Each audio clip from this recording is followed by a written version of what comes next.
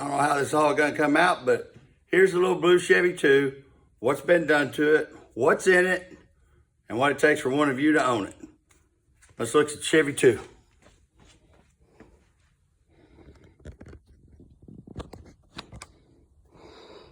Okay, so I know everybody thinks this is some radical race car type shit, but it's really not, guys. It is a 470. It's got a dark block, manly crank, manly rods, manly pistons, so basically a manly rotating assembly, 375 stroke, I believe, 40155 bore. So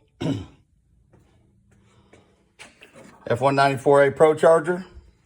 Of course, a Be Cool radiator. It's got AFR cylinder heads on it. It's got stud girdles, roller rockers. Pretty sure that it's got Crowder Enduro rollers. Blow-through sniper. Solid roller. Got a nitrous outlet, nitrous kit, dry kit that actually I've never even turned on. It's got a RPM data logger. It's got, look inside it. Got 18-inch welds on the front. Got 1512s on the back. They're not welds. I don't remember exactly what they are. They just fit the car real nice. Here's the interior of the car. It is a factory SS car. Has light some stuff up.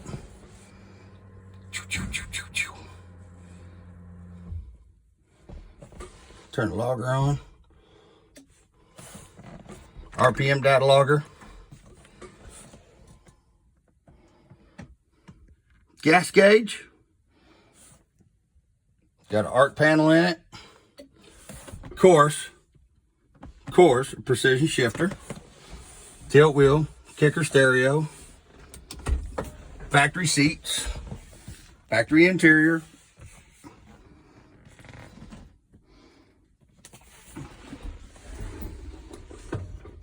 MSD 8, which I'm gonna actually change that to a 7 because the 8's a little hot. Let's pop the trunk on this bad boy. Then I'm gonna lift it up. It's got all the factory interior. This car has not one piece of fiberglass on it. Steel bumpers, steel deck lid.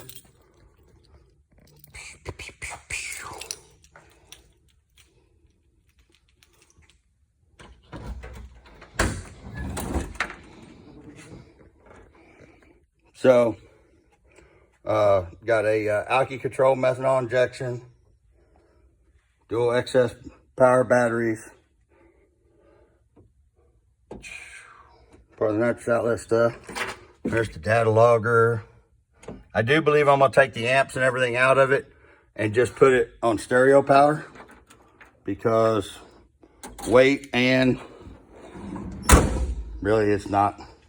I mean, it sounds good. Oh, trailer hitch.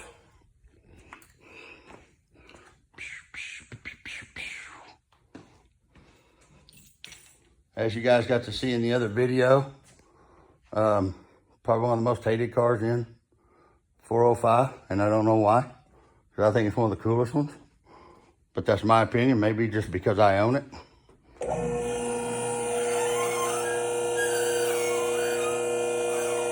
I've had this car for, shit, I don't know, 15, 16 years, something like that.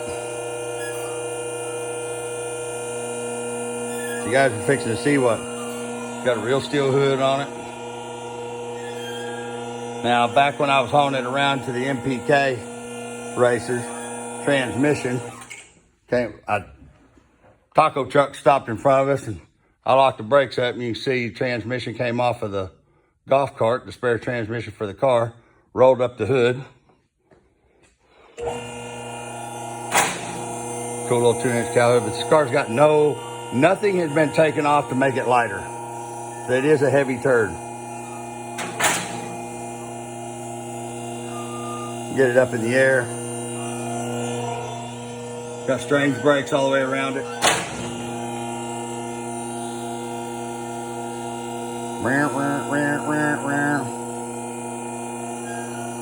Don't ask me why this lifts so slow. Probably because it was not made in America like my bend packs. So, he'll get up there in a minute, guys.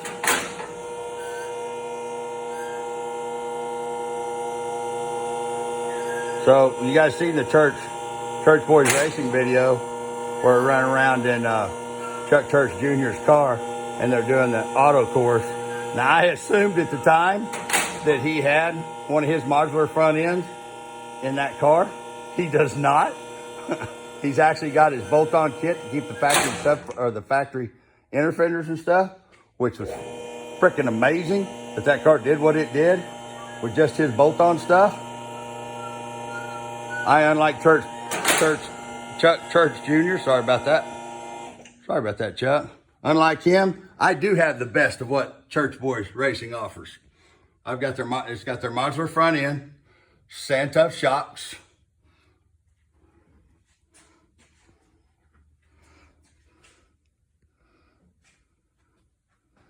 I think there's enough light you guys can see all of this. Of course, Church Boys Racing Stainless Works headers.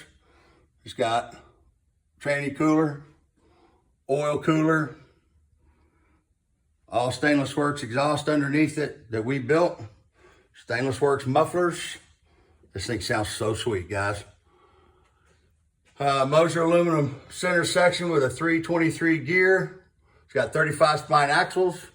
Here's the drag race suspension everybody talks about with this car. Triangulated 4-link. Kind of funny, huh? Probably not what you guys really expected it to be. But you can see the exhaust run. And you can see how I drive it because you can see how dirty it is. I put a 20-gallon stainless tank in it. It's got dual fuel pumps. It's got a welding pump up there at the top that you drive on. Then when you want to put it into boost and have tons of fuel, which actually that one will actually supply the motor up to about 1,100 horsepower. But then I've got an Aeromotive, big ass Aeromotive pump that I kick on, which actually I need to wire into the boost switch to where it just that comes on under boost. ATI, woo boy, ATI, here's that. I almost said the wrong name. Gear vendors. The Pro Mod Gear Vendors Overdrive. Of course. You guys know whose converter that is, Marty Chance. Which is a shame because that's my first Marty Chance converter. The one I've had for years and years and years. Let's see, what else did it have? Remote oil filter. Just put the big adjustable alternator on it. But you can see, guys, nothing been taken out of this car. It's all steel. It's heavy, but the car does run really good. Now, I know you guys want me to tell you what it runs. To be perfectly honest with you, I have no clue, guys. It's been at 16 pounds of boost. It ran 580s. Right now, I've got it at about 23 pounds of boost. And when it run the 580s, that was at my friend that owns Anvil Trailer, Mike Summers Racetrack. We were just kind of dicking around. So we weren't really leaning on it. It didn't have a whole bunch of timing in it. Didn't have race fuel in it.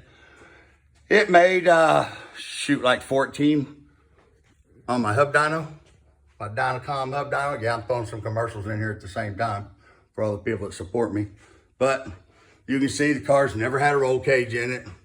But the frame is tied in really good, really nice down both sides. But you can see that's all the factory stuff to right there. Now the trunk floor has been raised up, but it's still got all the factory stuff back here. There's part of the factory frame. So, something that you guys can't see. I may have to shine some light on this subject. There's some stuff that you can't see in the car. The NI roll bar is actually hidden in the car. And yes, I did that on purpose for a reason. See if we can get some light on the subject. Yep. I know it's kind of annoying, guys, but I'm doing this shit by myself, so.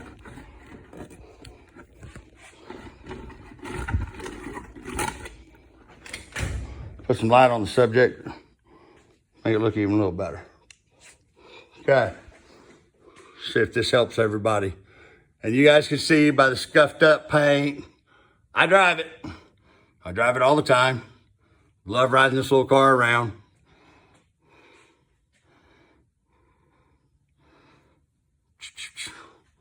A bit of a transmission leak right there. See all them factory floor pans, guys? This race car everybody talks about. Factory pans, all the way back. All the factory stuff up in there. That does have a round tube rear. But look, guys, that's all still factory panels. So this is no different than if you were gonna put a bolt-in kit in, other than my triangulated 4-link is a little different than most. Set up a little different, but it is still a triangulated 4-link. And you can see the anti-roll bar tucked up under the trunk.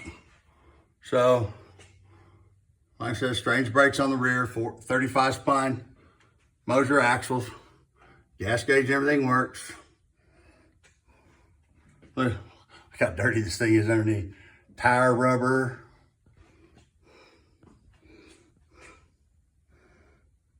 Got a Fab 9 housing. Like I said, I haven't said it before, it's got a 35 spline Moser spool with a 323 gear.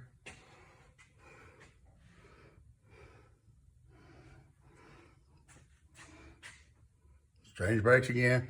Now you can see the oil cooler and tranny cooler. There's the oil cooler. There's the tranny cooler. There's all the factory firewall shit.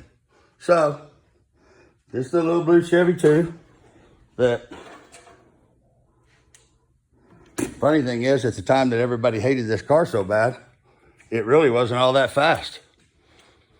Now, oh, it's capable of being stupid, stupid fast.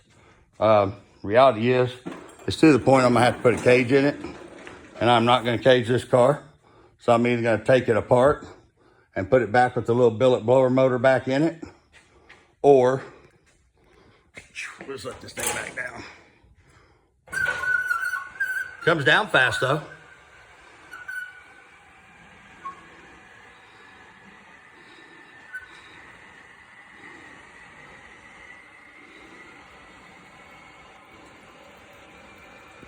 Comes down way faster than it goes up, huh?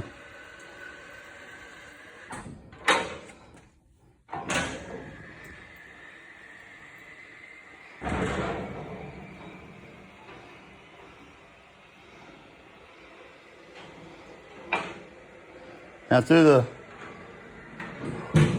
car used to be a beautiful, beautiful, immaculate car. You guys seen in pictures, the firewall used to all match, and all the inner fenders were painted to match the car. With the changes and doing the stuff that I've done with the car, it's not as nice as it used to be. The paint's chipped up, it's scratched up. We did the body work, but haven't touched. The car really needs repainted. I mean, it's good for a street car. You can see back here at the quarter panel, this really aggravated the hell out of me because there was some shit in the trunk that I didn't even know about down low. Johnny dumbass drama let my car down on the fucking hub dyno. Put those places in it. But like I said, guys, you can drive this thing anywhere you want to go. It makes good power. I don't know how much power it will make turned up on, as my boy Tyree Smith says, full tilt boogie. But car's been it's been 580s on pump gas with the street tune up in it the way I drive it. 589, something like that. But so like I said, I'm just gonna say the car run 580s, and however far you want to turn it up is how fast you can make it go. Because I've never turned it up all the way yet. So I've got it right now, it sits really high in the back because I had it to where I could pull my little Anvil trailer with it. Like I said, guys, super clean, nice car.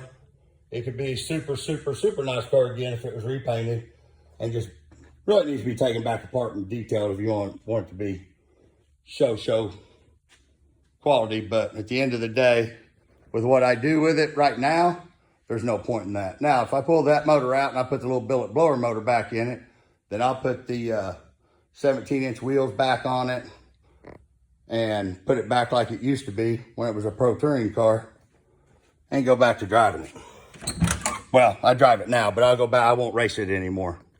That means I'll put all the air conditioner and all that stuff back on, which somebody wants it. I've still got all the air and shit I pulled off of it.